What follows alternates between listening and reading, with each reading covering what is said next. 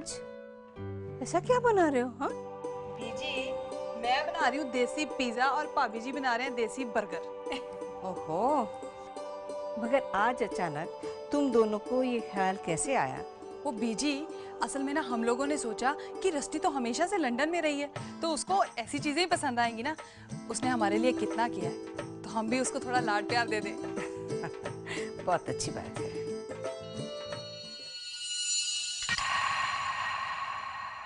ए लो, भाभी जी भी आ गए।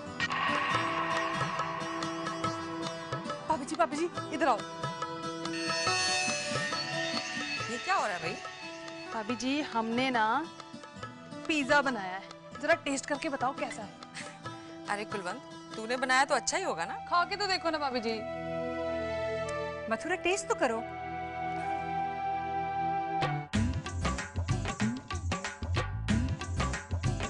इस लड़की ने तो रातों रात सबको अपना बना लिया।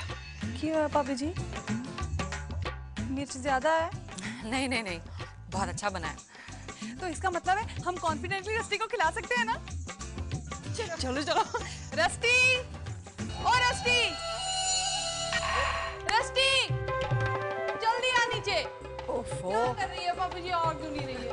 रस्टी उतावली क्यों हो रही है? आ जाएगी। जी, मैंने इतनी मेहनत से डिश बनाई है, सारी ठंडी हो जानी है। गरम भी कर देंगे। अजीत, कैंडी, आओ पुत्र।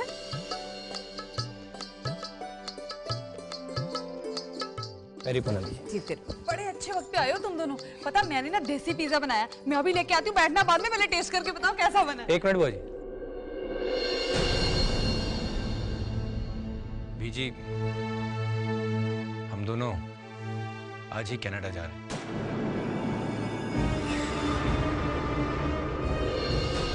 क्या? आज ही? हाँ बीजी, माँ वहां पर अकेली हैं, तो हमने सोचा कि अब हम वहीं रहेंगे। क्यों अजीत भाई, ये प्रोग्राम अचानक कैसे बन गया? अंकल, मेरी अपनी माँ को लेकर भी कुछ जिम्मेदारियां हैं। अब वहां रहकर उनकी देखभाल करूंगा। हाँ वो सब तो ठीक है, मगर नहीं बेटा, इन्होंने जो फैसला लिया है सही है। पुत्र, हमें बस इतना अफसोस है कि शादी के बाद तुम दोनों के लिए ज्यादा कुछ कर नहीं सके। जी मैं समझता हूँ अंकल, हमें अभी दिल्ली के लिए निकलना होगा क्योंकि शाम को वहां से हमारी फ्लाइट है। बेटे, मेरी बेटी को मुझसे इतने दूर ले जाओगे? नहीं मम्मा।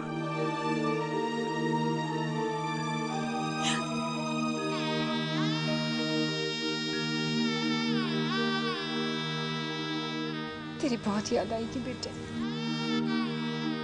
मामा, मैं आपको फोन करूंगी ना, रोना नहीं। बेटा, काश जाने से पहले तू एक बार इकबाल भाई साहब से मिल सकती।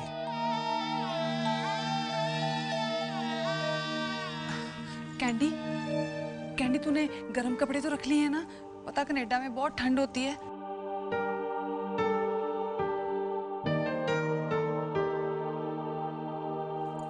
पुत्र, अपनी सास की सेवा करना।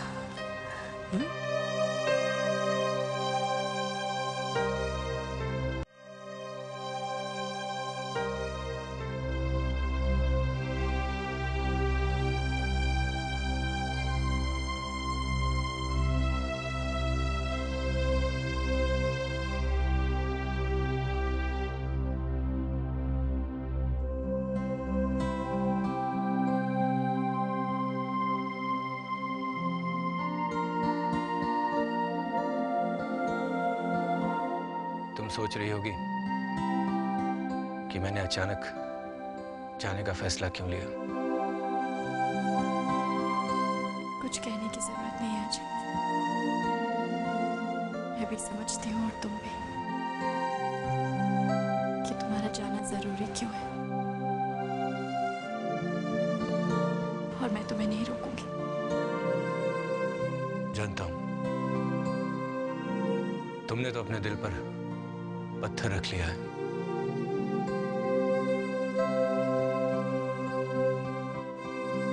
रस्टी, आज शायद मैं तुम्हारी तकलीफ को समझ पा रहा हूं। इतना सब होने के बाद भी तुम्हारी आंखें नम नहीं है। क्या करूं अजय, मजबूर हूं।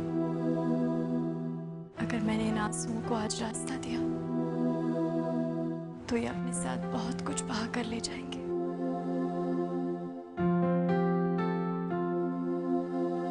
परस्ती, तुम्हें अपने बारे बस अजीत, और कुछ मत कहो, वरना मैं इन आंसुओं को अब रोक नहीं पाऊंगी। आंसू ना सही, मुस्कुरा ही दो। तुम्हारा कुछ तो साथ ले जाना चाहता हूँ।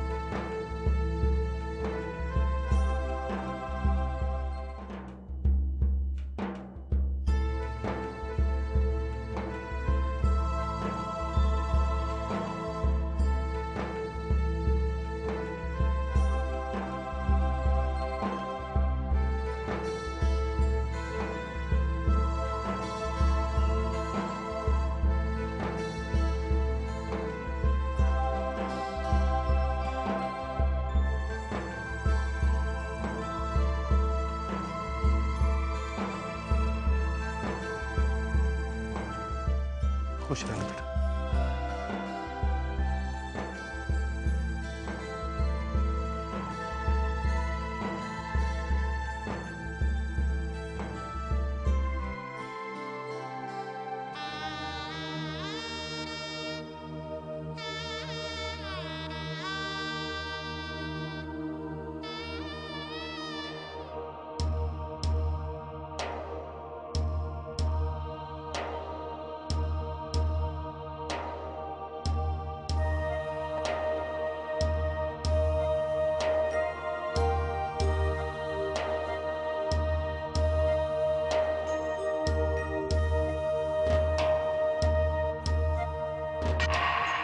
देख लो, जा रहा है तुम्हारा प्यार। आखिर तो तुम हार ही गई रस्टी। आपकी नजरों में ये हार होगी, मेरी नजरों में ये मेरी जीत है। और कैंडी के बदल जाने के बाद मुझे यकीन है कि एक दिन आप भी बदलेंगी। मैं कैंडी की तरह कमजोर नहीं, घुटने तो आखिर तुम्हें ही टेकने पड़ेंगे।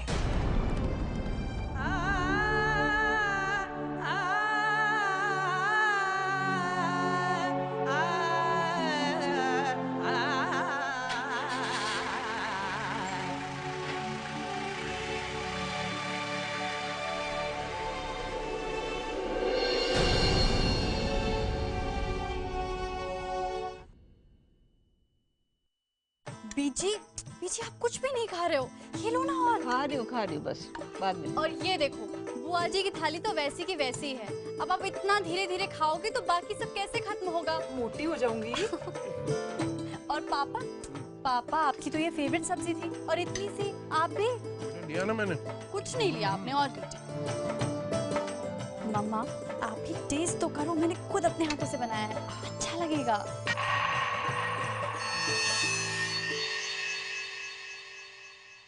रस्टी, मैं जानती हूँ तू क्या छुपा रही है।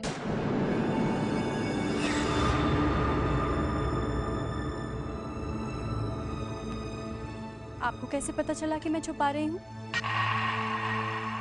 अच्छा चलो, अब जब डिनर खत्म ही हो रहा है तो मैं बता ही देती हूँ। आज मैंने डिजर्ट में गाजर का हलवा बनाया है। मैं अभी लेकर आती हूँ।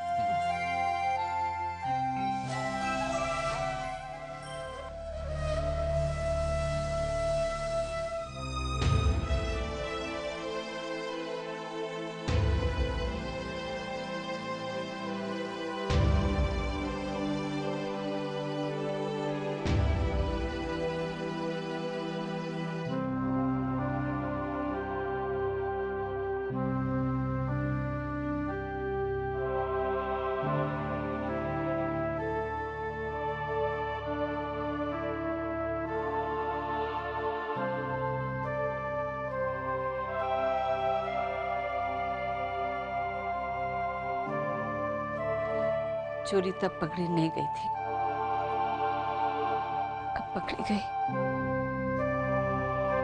उत्तर, हमें खुशियां देकर अकेले में रोने की आदत कब जाएगी तेरी? नहीं बीजी, मैं तो बस वो कुछ मत बोल बेटा, हम तेरा दुख समझते हैं। बस इतना याद रखना, अगर तू हमें खुश देखना चाहती है तो सबसे पहले तू अपने आंसू पोंछ।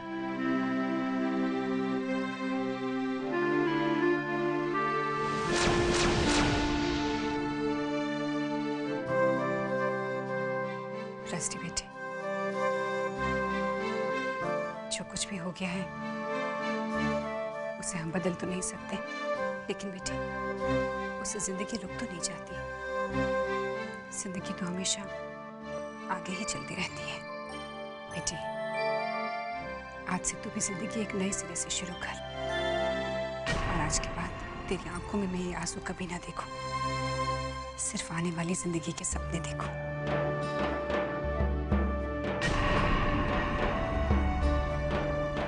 रस्टी, अब उदास नहीं होना मेरी मानो, मैं दिल्ली खाना भिजवाती हूँ, ठीक है? सिर्फ खाना लाना मत, इसे हाथ से खिला देना। मैं ठीक से खा लूंगी बीजी, आप चिंता मत करो। ठीक है। चलो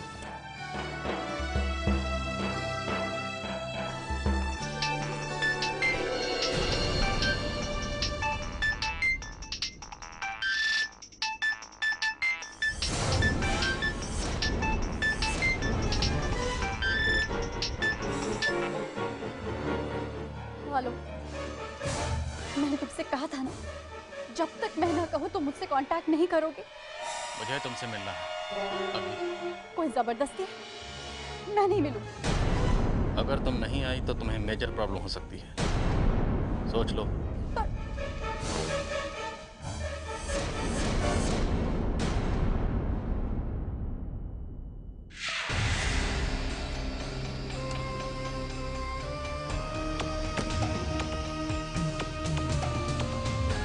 क्यों पीछे पड़े हो तुम मेरे?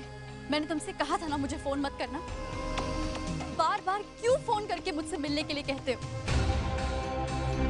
जिस मकसद के लिए तुम यहाँ आई हो तुम्हें वो याद दिलाना जो तुम भूल गई हो। नहीं, मैं भूली नहीं हूँ। मुझे याद है मुझे क्या करना है। मुझे बस थोड़ा सा वक्त चाहिए। मुझे सफाई मत दो, अब जो भी कहना है उन्हीं से कहो जिन्होंने तुम्हें यहाँ भेजा है, क्योंकि इस वक्त वो यहाँ मौजूद है।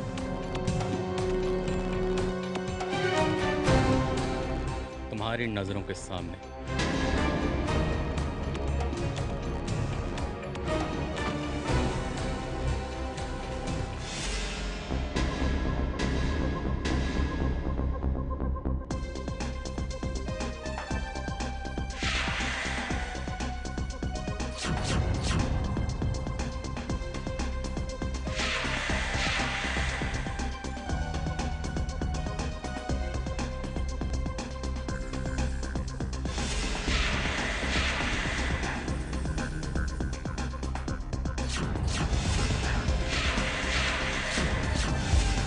तुम अपनी माँ से गले नहीं मिलोगी?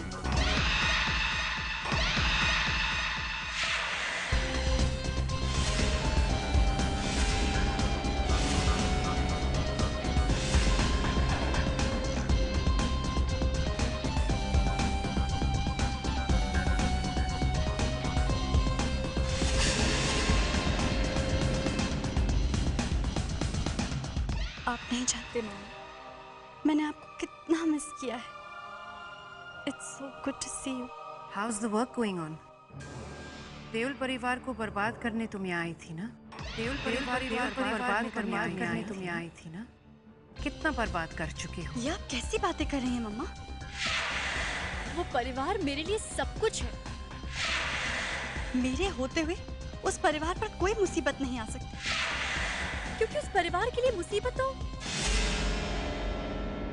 मैं खुद हूं ना मम्मा। That's like my daughter.